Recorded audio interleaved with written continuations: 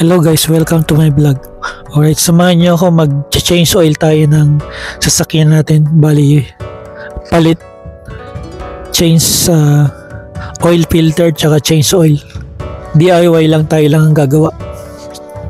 So kung alam niyo yung gagawin, mag-change oil kayo, gawin niyo na, wag niyo nandalin sa kasa o sa mekaniko para hindi kayo mapamahal gaya ng jowa nyo.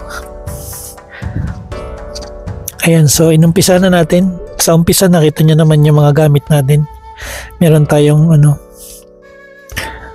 oil filter tsaka yung pantanggal ng oil filter din. Ayan, tinanggal ko na yung drain plug. Bali sa ilalim yung drain plug nya. Ayan. Bali hinaluan ko pala ng ng liquid moly, yung oil flush. Tapos andyan yung oil filter natin, meron tayong pantanggal. Yan, inikot lang natin, tanggal agad. So tatanggalin yan, tapos papalitan ng bagong filter.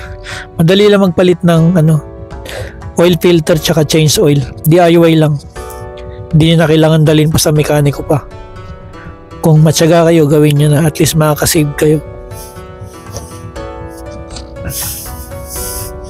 So ginabi na ako, bali nagumpisa ako kasi around 4 o'clock bumili pa ako ng langis tsaka oil filter, tsaka ako ginawa. Ayan, so natanggal na natin. Bali tinanggal ko yung panel, yung cover sa gilid ng gulong.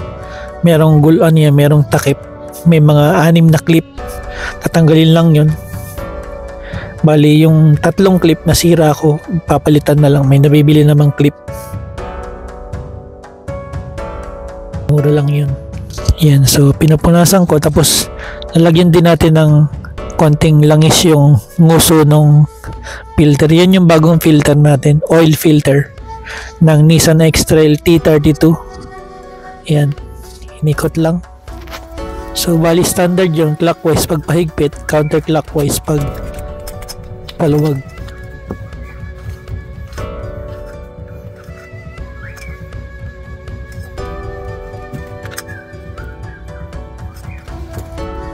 Yan yung drain plug, nilagay ko na. Tapos ayan, maglalagay na tayo ng langis. Bali gumawa lang ako ng ng improvised panel or embudo kaysa bumili pa. Marami naman tayong empty container. Bali yung ginamit kong langis para sa is 530.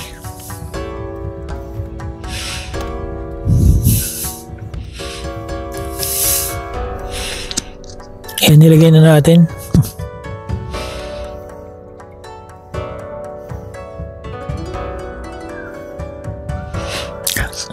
Halos 5 litro yung natin, yung oil natin sa sa paglagay.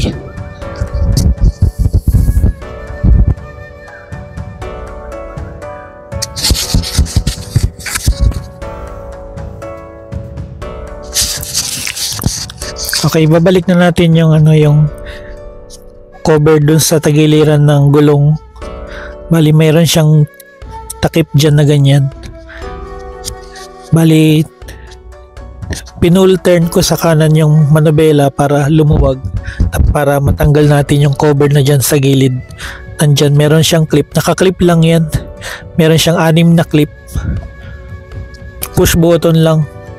Nasira ko ngayon 3, pero may nabibili namang bagong ganun, mura lang, papalitan na lang natin. Ayan, bali sinusungkit lang yan, tapos pag ibabalik mo, papasok mo lang, tapos pipindutin mo, nakalock na siya. Yan, tapos yan, tatanggalin na natin yung jack. So yan yung jack ng X-Trail, tapos meron akong isa pang spare na crocodile jack. Bali yung jack natin sa X-Trail medyo bago-bago pa, kasi nga maski na second hand yung sasakyan nating binili, bago-bago pa rin, slightly used, hindi pa nagagamit yung jack.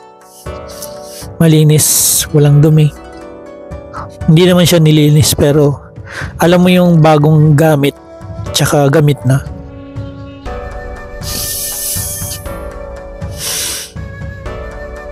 Ano pala, bali pala yung sasakyan natin is Nissan X-Trail T32.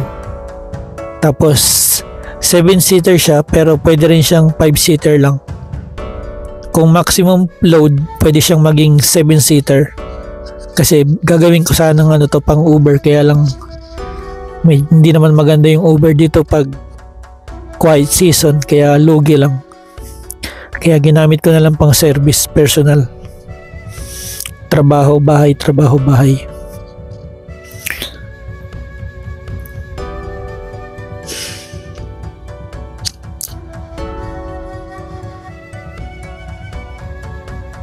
So yan yung jack na sinasabi ko, medyo bago-bago pa. Pati yung gamit niya yan, papakita ko sa inyo. Makintab pa siya, walang gas-gas. Yan yung pang towing, pag gusto nyong hatakin nyo, nasiraan kayo, itutow nyo yung sasakyan yan, ituturnilyo nyo yan sa harapan. Tapos yan yung pang ikot sa jack. Yan, makintab pa, maayos, malinis. Walang gas-gas, hindi pa gamit. So ayan na nga, natapos na natin ilagay yung langis. Check na lang natin sa kinaumagahan.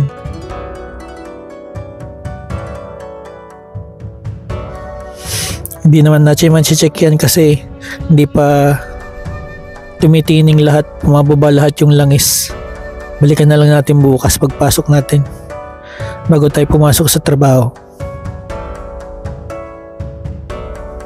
Okay guys, so dyan nagtatapos ang ating DIY change oil, change filter Nissan X-Trail. Thank you for watching Papa Dance Vlog OC.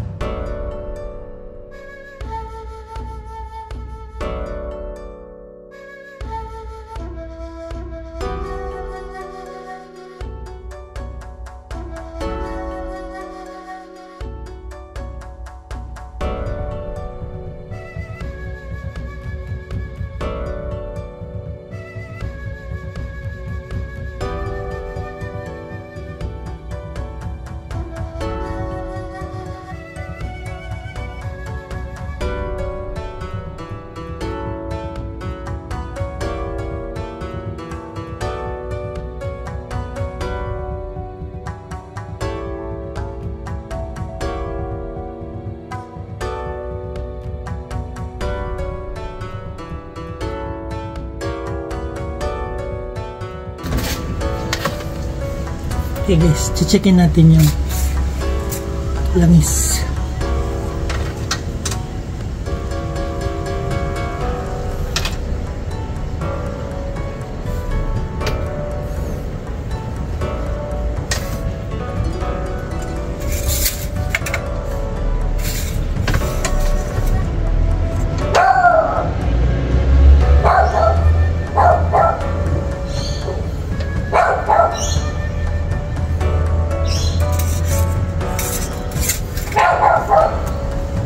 Sobra ng konti dun sa gauge niya.